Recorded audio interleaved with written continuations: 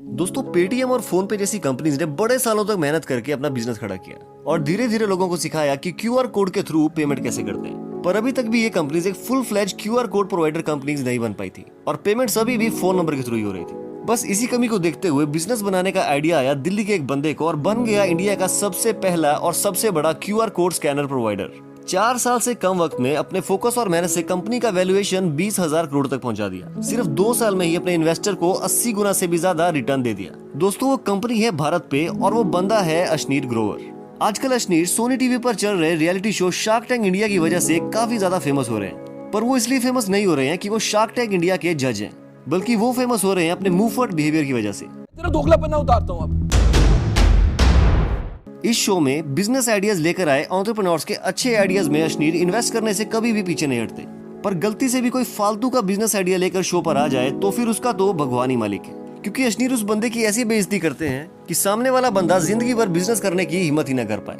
14 जून 1982 को इनका जन्म एक well qualified upper middle class family में हुआ। इनके फादर एक चार्टर्ड अकाउंटेंट है, उनकी मदर एक टीचर है। अशनीर बचपन से ही काफी ब्राइट स्टूडेंट थे। उनके फादर चाहते थे कि वो भी एक चार्टर्ड अकाउंटेंट ही बने, पर अशनीर को सीए बनने में बिल्कुल भी इंटरेस्ट नहीं था। 12th के बाद इन्होंने आईआईटी दिल्ली का एंट्रेंस एग्जाम दिया और उसे क्वालिफाई करके 2004 में आईआईटी दिल्ली से अपनी बीटेक की डिग्री कंप्लीट की और ये अपने बैच के रैंक होल्डर भी रहे।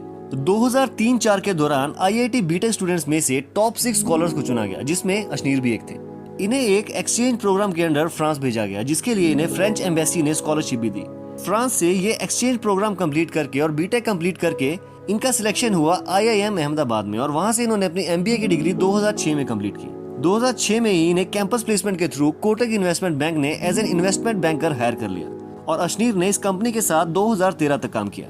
7 साल तक कोटक में काम करने के बाद अशनीर ने अमेरिकन एक्सप्रेस को ज्वाइन कर लिया, जहां पर इनका काम दूसरी पेमेंट कंपनीज में इन्वेस्ट करना था। इसी जॉब के दौरान इन्होंने 100 से ज्यादा पेमेंट कंपनीज के फाउंडर से बातचीत की, समझा कि वो क्या करना चाहते हैं, बिजनेस मॉडल कैसा है, चैलेंजेस क्या क्या हैं, उनके फ्यूचर प्लान्स क्या हैं और समझा कि एक्चुअल में पेमेंट बिजनेस होता क्या है। 2015 में इनके पास एंटरप्रेन्योरशिप की पहली अपॉर्चुनिटी आई, जब इनके आईआईटी के ही एक फ्रेंड अलविंदर, जो कि उस वक्त ग्रोसरी डिलीवरी कंपनी ग्रोफर्स की शुरुआत कर रहे थे, उन्होंने अशनीर को ग्रोफर्स में एज अ सीएफओ ज्वाइन करने का प्रपोजल दिया और अशनीर ने अपनी तगड़ी सैलरी वाली अमेरिकन एक्सप्रेस की जॉब को छोड़कर ग्रोफर्स को ज्वाइन कर लिया। अशनीर ने स्टार्टअप में बहुत ज्यादा मेहनत की और 2 साल के अंदर अंदर ही इस कंपनी को 0 ऑर्डर से 30,000 ऑर्डर्स पर डे तक पहुंचा दिया। ग्रोफर्स को एक सक्सेसफुल ग्रोसरी कंपनी बनाने के बाद अशनीर ने आगे बढ़ने की सोची और नवंबर 2017 में उन्होंने पीसी ज्वेलर्स में as a head of new business join कर लिया, जहां पर उनका काम गोल्ड लोन बिजनेस को एस्टेब्लिश करना था। पीसी ज्वेलर्स में काम करने के दौरान उन्हें नॉर्मल रिटेल कस्टमर्स के बिहेवियर और साइकोलॉजी को जानने का मौका मिला, क्योंकि यहाँ पर इनकी डीलिंग डायरेक्ट कस्टमर के साथ ही होती थी। अशनीर बताते हैं कि अपने बड़े बड़े कंपनीज के साथ किए हुए इतने सालों के एक्सपीरियंस में ये वो नहीं सीख पाए जो इन्होंने सिर्फ 2 साल के अंदर ही ग्रोफर्स और पीसी ज्वेलर्स के साथ काम करने के दौरान सीखा।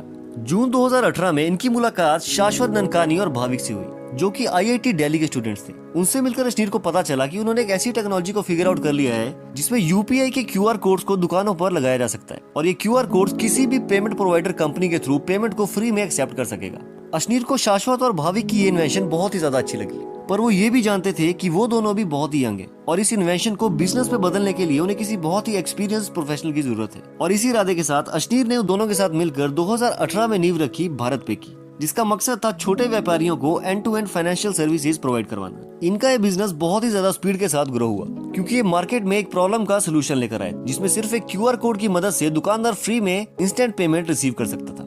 बहुत ही कम वक्त में इनके साथ करोड़ों दुकानदार जुड़ गए और भारत पे बन गई इंडिया की सबसे बड़ी क्यूआर कोड प्रोवाइडर कंपनी। आज भारत पे के थ्रू पर डे 50 लाख से भी ज्यादा ट्रांजैक्शंस होती हैं और भारत में होने वाली सभी यूपीआई ट्रांजैक्शंस में से 47% भारत पे के प्लेटफॉर्म के थ्रू ही होती हैं। और आज भारत पे सिर्फ एक क्यूआर कोड प्रोवाइडर कंपनी नहीं, बल्कि ये छोटे दुकानदारों की मंथली एवरेज ट्रांजैक्शन को देखकर उनका बिजनेस ग्रो करने के लिए उन्हें वर्किंग कैपिटल लोन्स भी प्रोवाइड करवाती है। और भारत पे अभी तक 3,000 करोड़ रुपए से भी ज्यादा के वर्किंग कैपिटल लोन्स बांट चुका है। आज भारत पे का रेवेन्यू 700 करोड़ के पार हो चुका है और कंपनी के टोटल एसेट्स की वैल्यू 20,000 करोड़ से भी ज्यादा हो चुकी है। और ये बात बहुत ही कम लोग जानते हैं कि भारत पे ने सेंट्रल फाइनेंस के साथ मिलकर 2021 में एक नए बैंक की नींव भी रख दी है, जिसका नाम यूनिटी स्मॉल फाइनेंस बैंक है। वहीं बात करें इनकी पर्सनल लाइफ के बारे में तो इनकी शादी जुलाई 2006 में माधुरी जैन जी से हुई थी, जिनसे इन्हें 2 बच्चे भी हैं। बेटी का नाम है मन्नत ग्रोवर और एक बेटा है जिसका नाम है एवी ग्रोवर। दोस्तों, इनकी कंट्रोवर्सीज एंड वियर्ड बिहेवियर को जज करने वाले तो हम कोई नहीं होते, पर अगर एज एन एंटरप्रेन्योर या बिजनेसमैन बात करें तो अश्नीर ग्रोवर जैसा बंदा लाखों में से कोई एक ही होता है। और अपकमिंग एंटरप्रेन्योर्स को ये हमेशा यही मैसेज देते हैं कि एक सक्सेसफुल धंधा खड़ा करने के लिए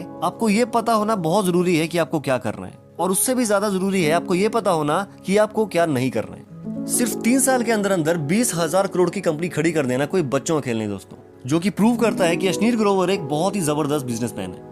अगर इनकी स्टोरी इंटरेस्टिंग लगी हो तो वीडियो को लाइक जरूर कीजिएगा, और उनकी लाइफ स्टोरी से आपको क्या सीखने को मिला कमेंट सेक्शन में जरूर बताइए।